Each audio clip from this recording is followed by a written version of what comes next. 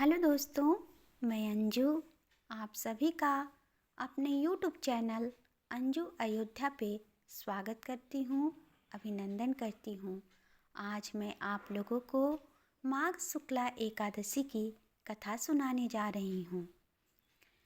इस कथा को सुनने मात्र से ही ब्रह्म हत्या आदि के पापों से मुक्ति मिल जाती है और भूत पिशाच योनि से मुक्ति मिल जाती है यदि कोई इसका व्रत करता है तो कथा सुनाने से पहले मैं आप सभी से विनम्र निवेदन करती हूँ कि आप सभी मेरे साथ भगवान श्री कृष्ण का स्मरण करें, राधा रानी सरकार का स्मरण करें और मेरे साथ जयकारा लगाएं। बोलिए श्री कृष्ण भगवान की जय, राधा रानी सरकार की जय।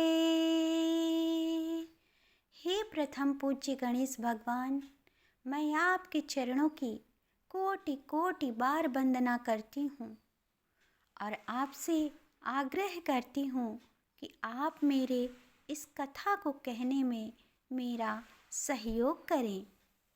हे माँ शारदा, मैं आपका आवाहन करती हूँ कि आप मेरे गले में आकर निवास करें ताकि मैं इस कथा को स्पष्ट रूप से और शुद्ध रूप से प्रस्तुत कर सकूं, ताकि सुनने वाले को यह अमृत के समान सुंदर प्रतीत हो।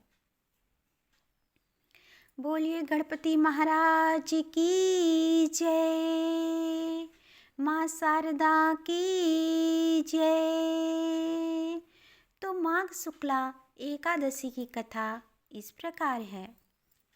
एक बार महाभारत काल में धर्मराज युधिष्ठिर श्री कृष्ण भगवान से कहने लगे कि हे भगवान, आप मुझ पर दया करके माघ शुक्ला एकादशी की कथा सुनाएं।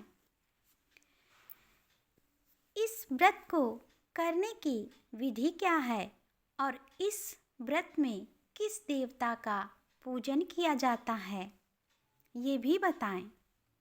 तब श्री कृष्ण भगवान युधिष्ठिर की बात सुनकर युधिष्ठिर से बोले, हे राजन, इस एकादशी का नाम जया एकादशी है। इसका व्रत करने से ही मनुष्य ब्रह्म हत्या आदि के पापों से छूटकर मोक्ष को प्राप्त कर लेता है। इसके प्रभाव से भूत पिशाच आदि योनियों से मुक्त हो जाता है। इस व्रत को विधि पूर्वक करना चाहिए। अब मैं तुम्हें पद्म पुराण में वर्णित महिमा की एक कथा सुनाता हूँ। तब श्री कृष्ण भगवान युधिष्ठिर से ये कथा सुनाते हैं। श्री कृष्ण भगवान कहते हैं कि देवराज इंद्र स्वर्ग में राज करते थे एक समय, और सब देवगण सुखपूर्वक स्वर्ग में रहते थे। एक समय इंद्र अपनी इच्छा अनुसार नंदन वन में अप्सराओं के साथ विहार कर रहे थे और गंधर्व गान कर रहे थे। उन गंधर्वों में प्रसिद्ध पुष्पदंत तथा उनकी कन्या पुष्पवती, पुष्पदंत की कन्या थी जिसका नाम पुष्पवती था, वो शामिल थे। और चित्रसेन और उसकी पत्नी मालिनी भी थे। मालिनी का जो पुत्र था पुष्पवान, और उसका पुत्र पुष्पवान का पुत्र माल्यवान भी उसमें उपस्थित थे। पुष्पवती गंधर्व कन्या माल्यवान को देखकर उस पर मोहित हो गई और माल्यवान पर अपने काम बाण चला दिए। उसने अपने रूप लावण्य से और हाव भाव से माल्यवान को बस में कर लिया।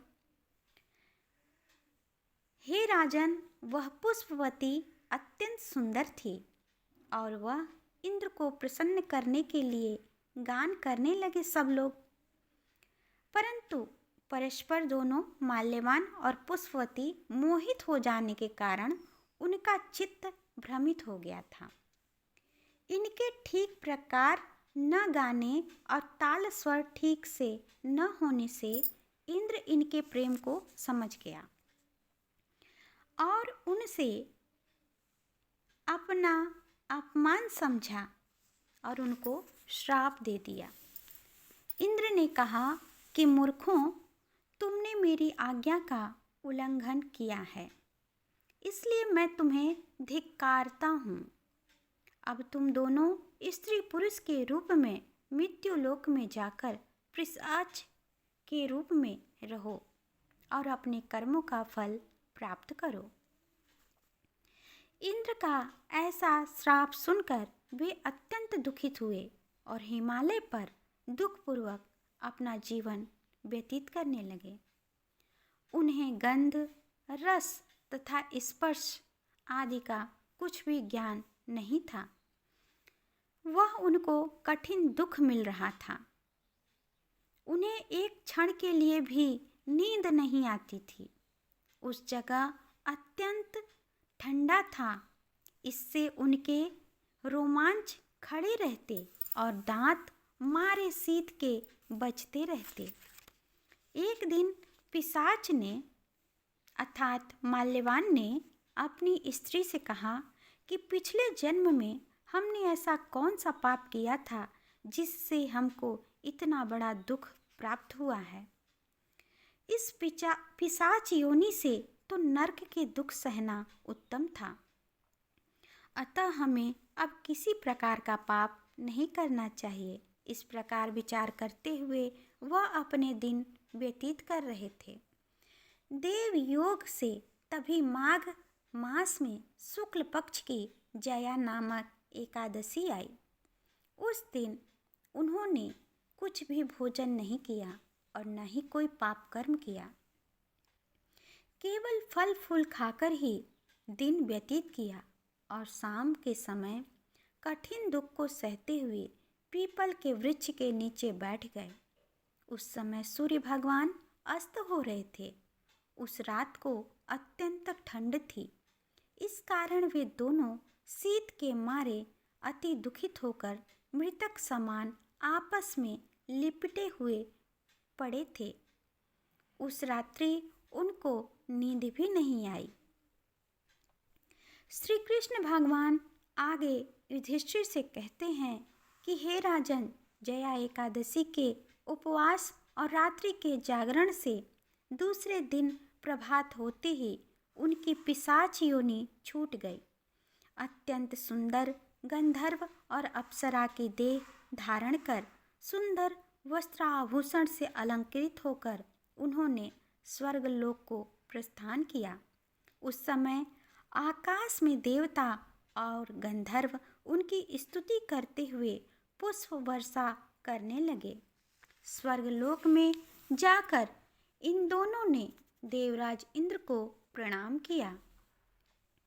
इंद्र इनको पहले रूप में देखकर अत्यंत आश्चर्यचकित हुआ और पूछने लगा कि तुमने अपनी पिशाच योनि से किस प्रकार छुटकारा पाया, सो सब बतलाओ। माल्यवान बोले कि हे देवेंद्र, भगवान विष्णु की कृपा और जया एकादशी के व्रत के प्रभाव से हमारी पिशाच देह छूट जाती है, छूट गई।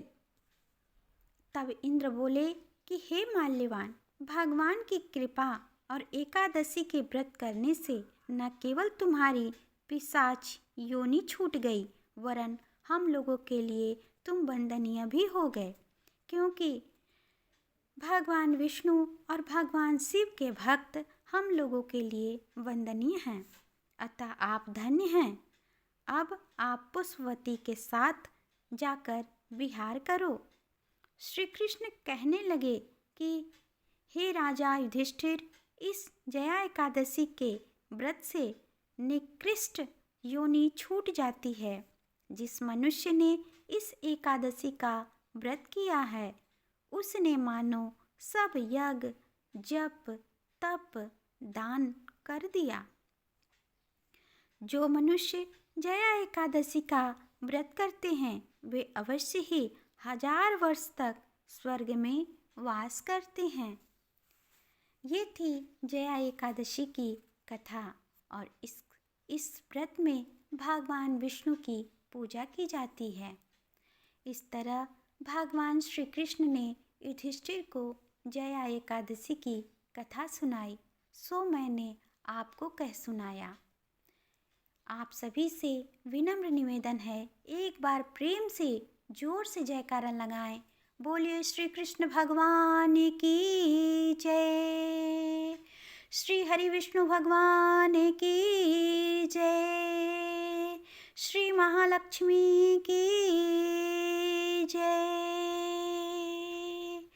हरे रामा हरे कृष्णा हरे कृष्णा कृष्णा कृष्णा हरे राम।